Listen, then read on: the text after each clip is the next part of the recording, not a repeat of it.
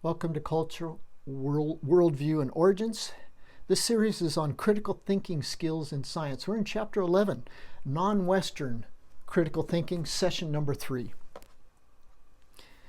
We're going back over different beliefs, and do epistemological beliefs determine or change how we educate, or what methods we can use in education? So epistemological beliefs have to do with the house that we have set up here, which is number one, which is the foundation, is the source of reliable knowledge. That is a epistemological belief. What is your source? And then number two, your methods, or not two, but 7, 8, and 9, have to do with the methods that are related to your source. You have a certain source of reliable knowledge. You have certain methods to get that knowledge from those sources. What we're going to look at is the Japanese critical thinking style. And again, we choose a method or a source of reliable knowledge, which again, the early philosophers made a break with their past, and they discarded intuitive knowledge, they discarded authoritarian knowledge, and they embraced logical knowledge or reason, rational knowledge. So using human reason in place of intuition, authority, or tradition. So what is the Japanese critical thinking style? What source is their preference? What would be their preferred source of reliable knowledge? Well, again, they have preferences very similar to the Chinese because they've had a lot of overlap over history. But the Japanese critical thinking style, in their epistemological beliefs, one, they have a very high respect for external authority.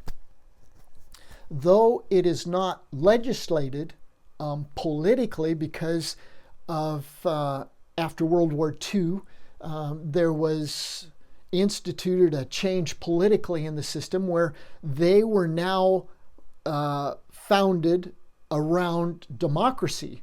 So they are practicing a form of democracy, but from what I've heard or read is that there's only one political party. So if maybe there's several candidates that represent different extremes within that party, but again, there's one political party within their democracy. So a respect for external authorities, yes, but not in a communistic sense. It's a respect for the system. It's a respect for some form of democracy. But anyway, respect for their elders, a very high respect.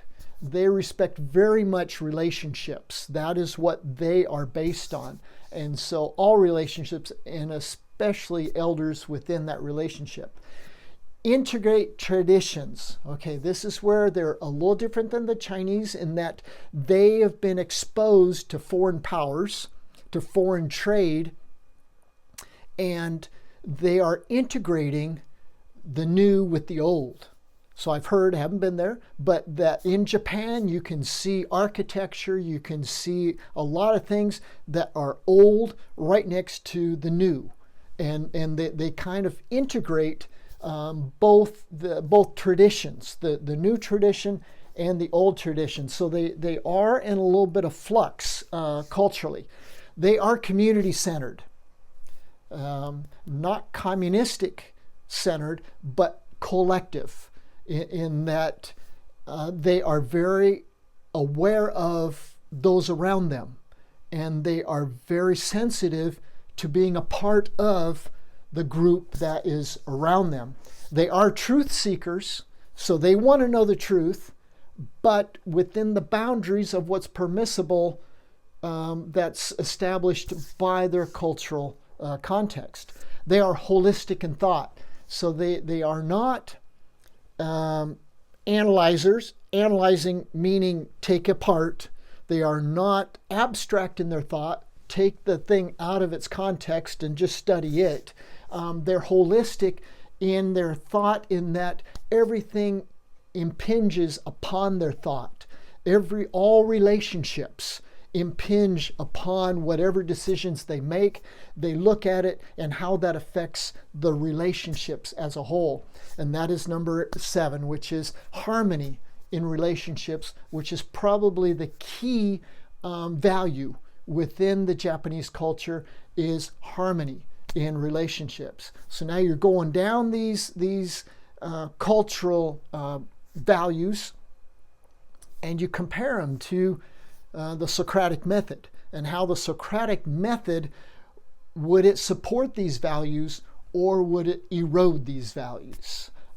So that's what you're looking at, and I think that I have an idea of what it's going to do. It's like, okay, but Japan does send students out, but because of lower population, their universities need students too, so they're trying to bring and attract students to them by offering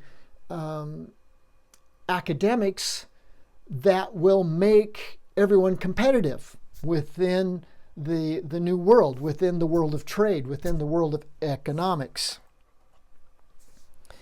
Japanese critical thinking style in relationships. And again, that is probably one of the most important values within their culture.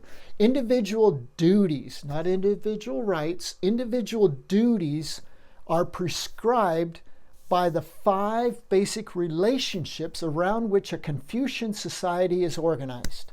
Those relationships include father-son, husband-wife, older brother, younger brother, older friend, younger friend, ruler, subject.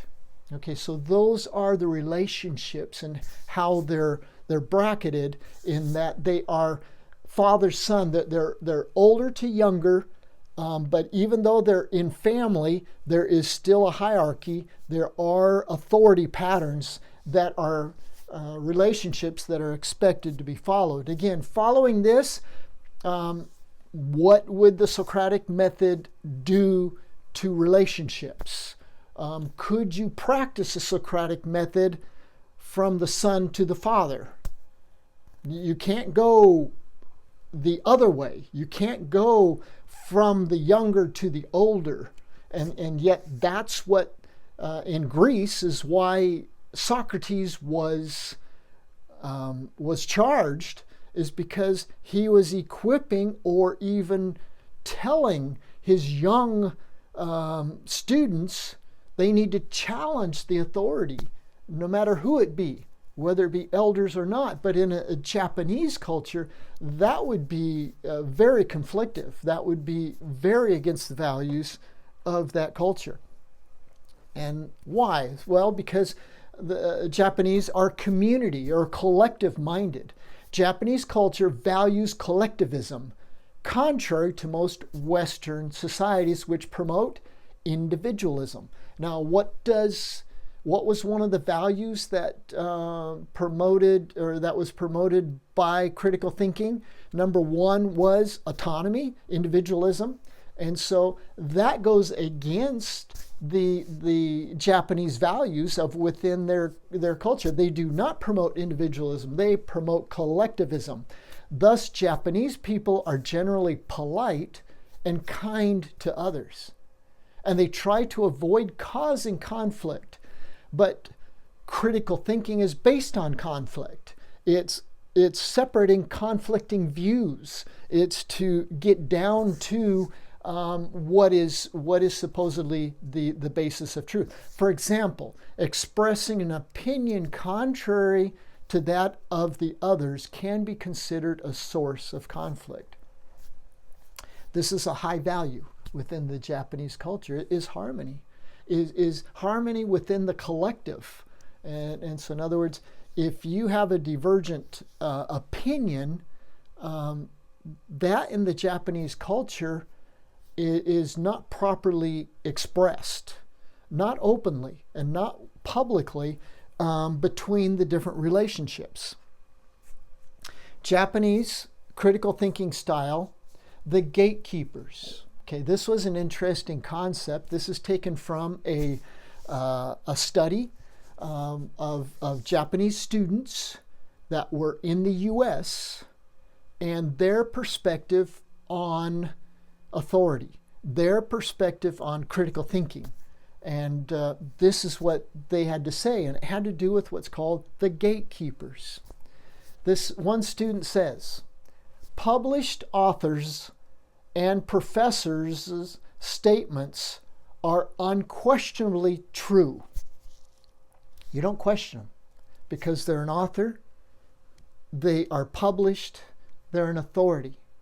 You do not question them. Therefore, we, the student, do not need to engage with the truth value of any statement that has passed through these gatekeepers. So within the Japanese culture, there's gatekeepers.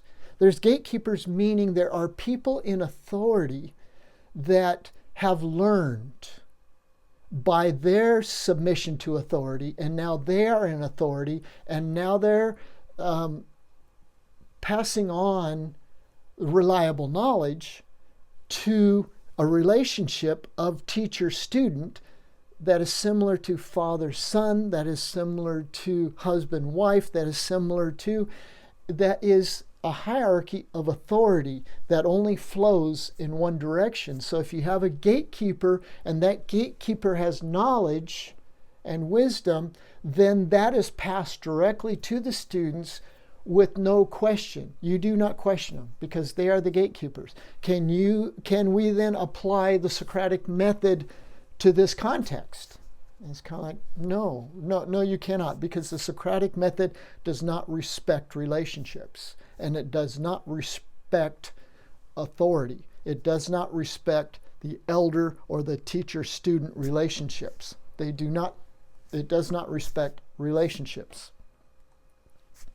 Japanese culture, thinking style, subjective, objective. Okay, we have terms and we've learned what is subjective. What does that mean?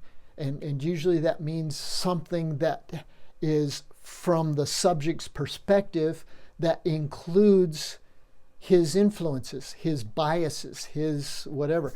And something is objective because that is the object that is just inanimate and it does not express any bias.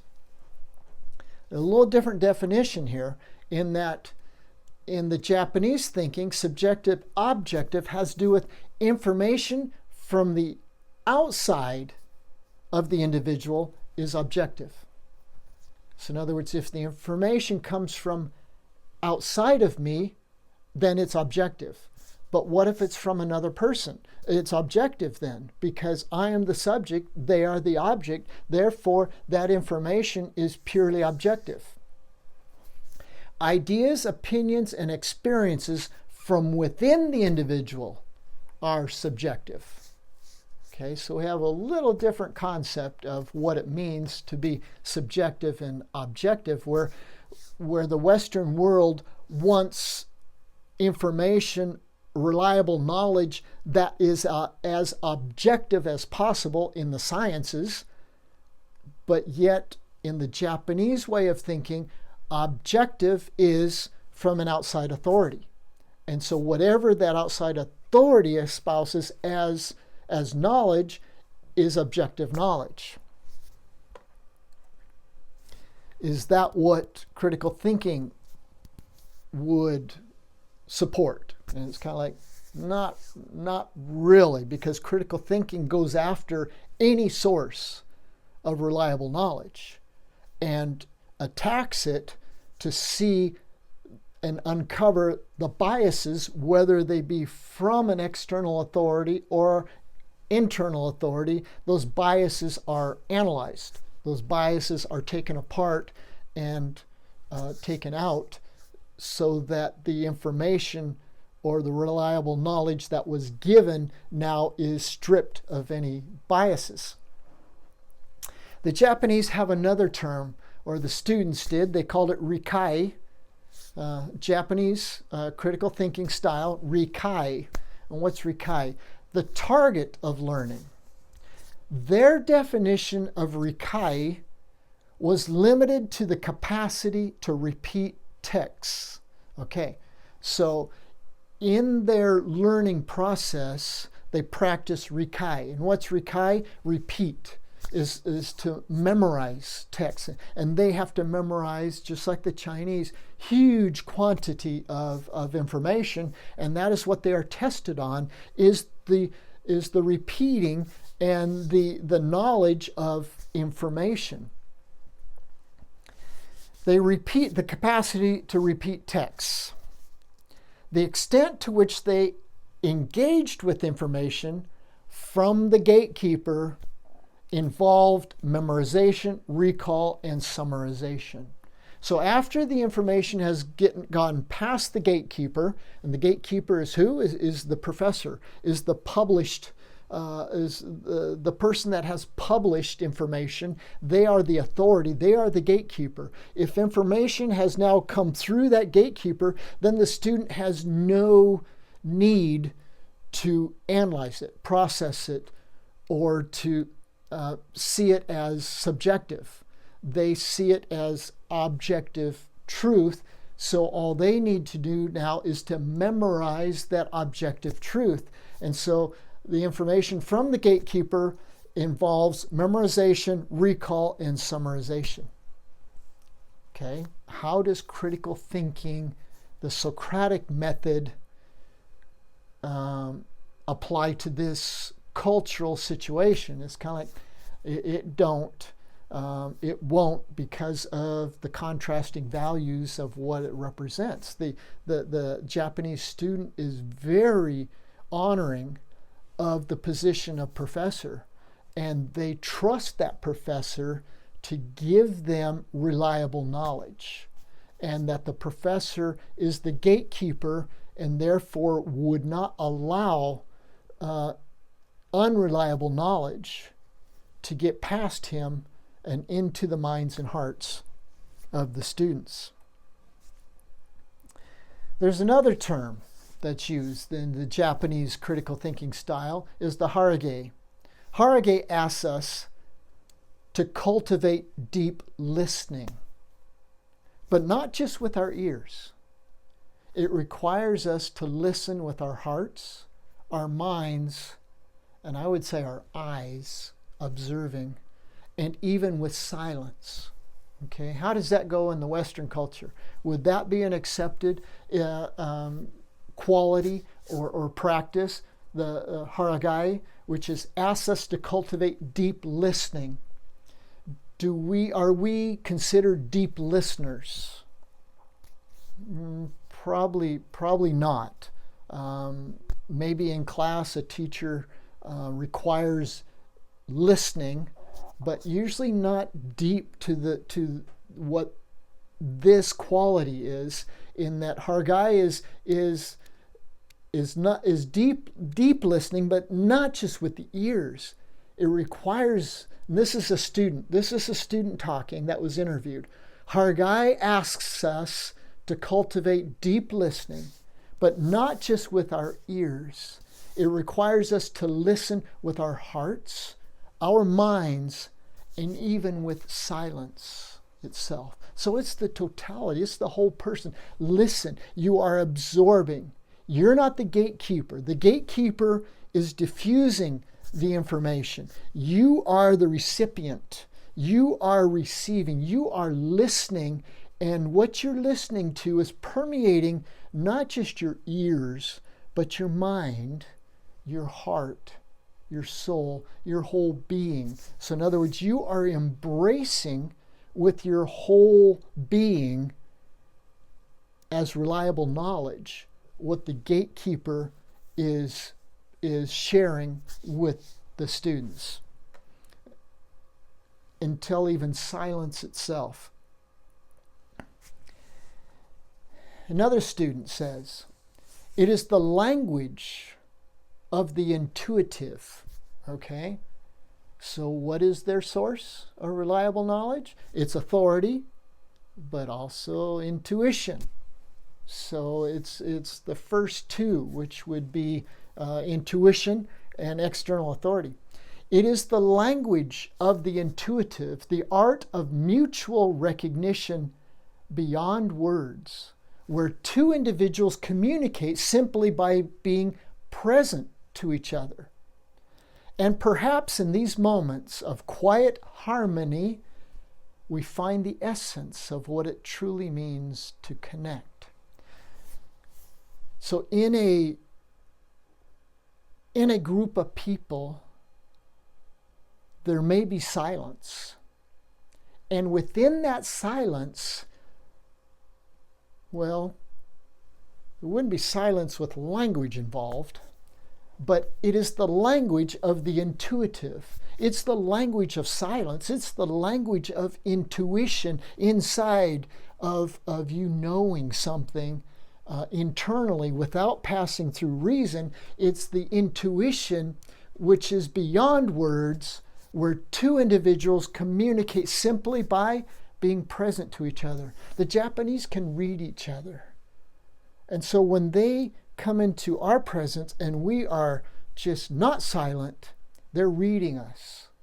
And they're reading something that is abrasive within their culture, because for them to read another person is to read in silence and not through words, but through studying, by where two individuals communicate simply by being present to each other. And perhaps in these moments of the quiet harmony, we find the essence of what it truly means to connect.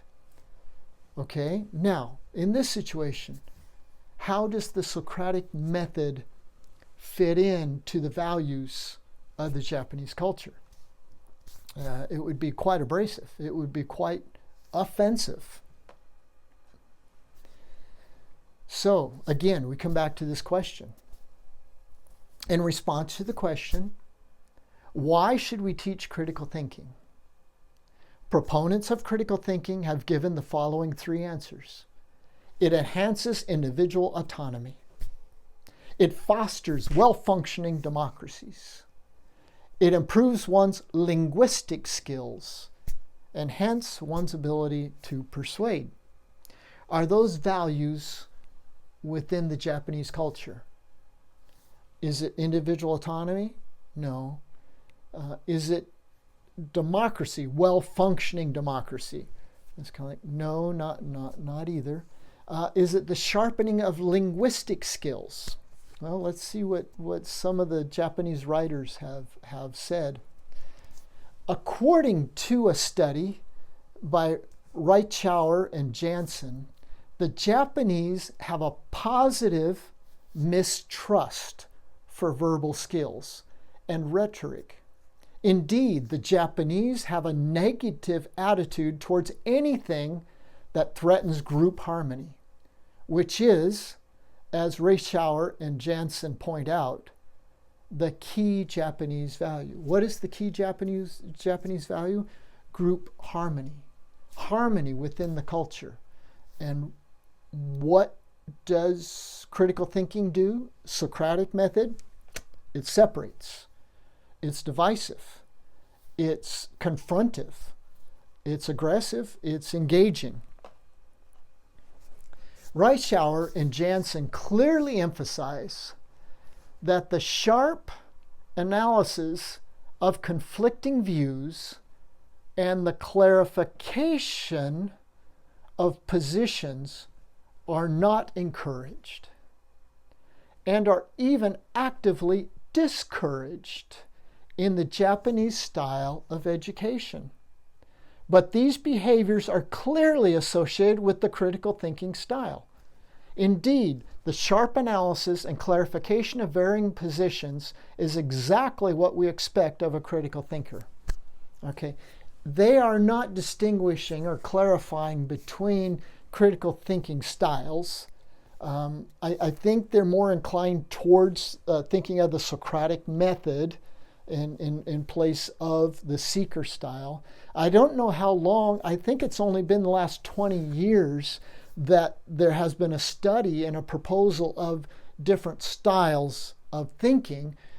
being the seeker versus the engager. But what these researchers are saying is that the sharp analysis of conflicting views and the clarification of positions are not encouraged and are even actively discouraged in the Japanese style of education. Why? Because of harmony, because of the balance within the Japanese culture of keeping everything within a balance.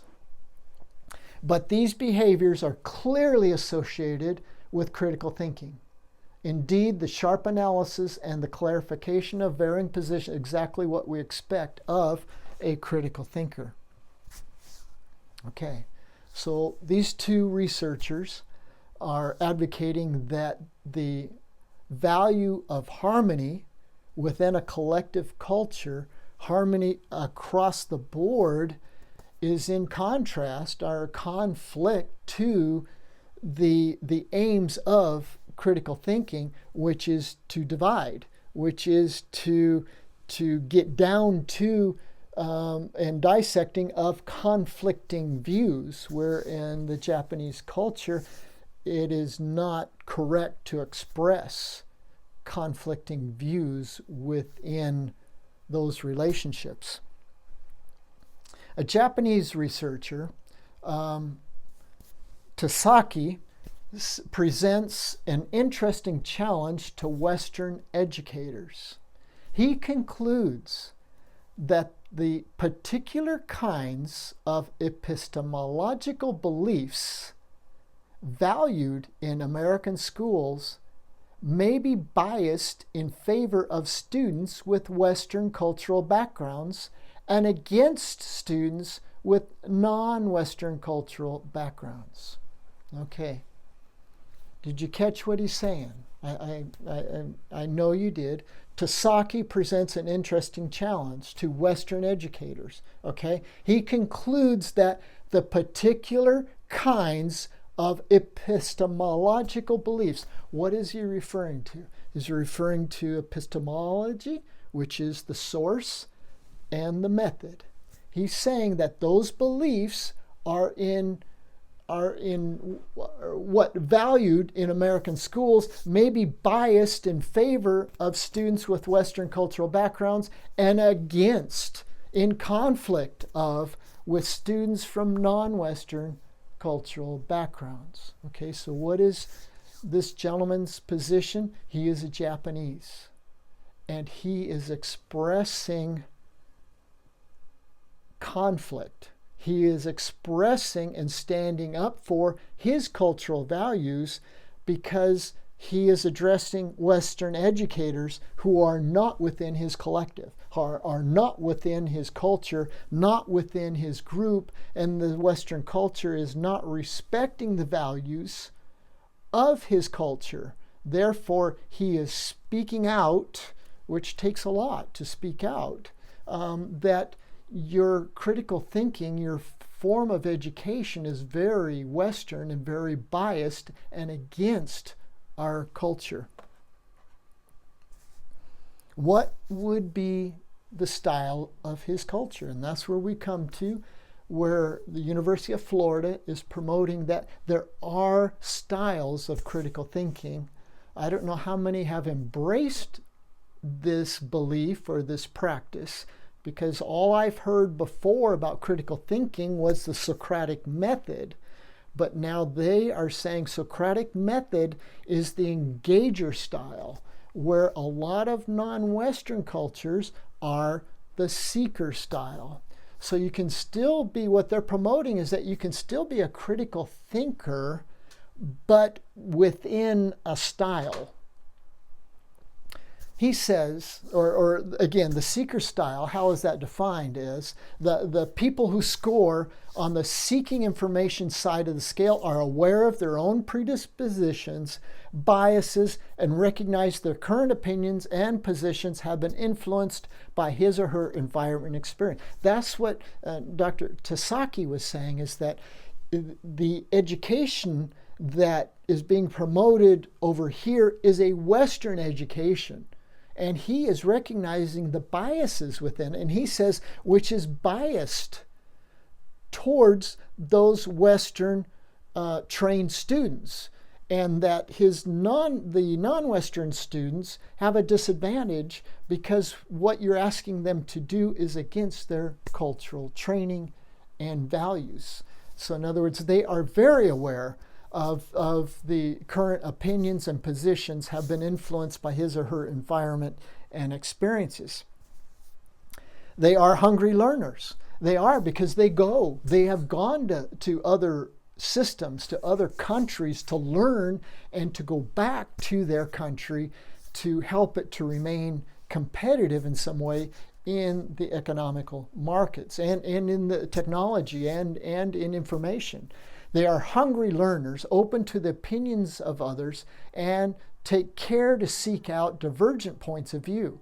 Seekers have a desire to know the truth, even if the truth conflicts with presently held beliefs and opinions, but not with presently held cultural values. If you're talking about beliefs and opinions, that's one thing. The others, you're talking about parameters of cultural values, which a lot of times are not negotiable. And that's what happened to Socrates. But Socrates in the end won because the Greek culture is now held up as the standard for Western thought, or the founder of Western thought.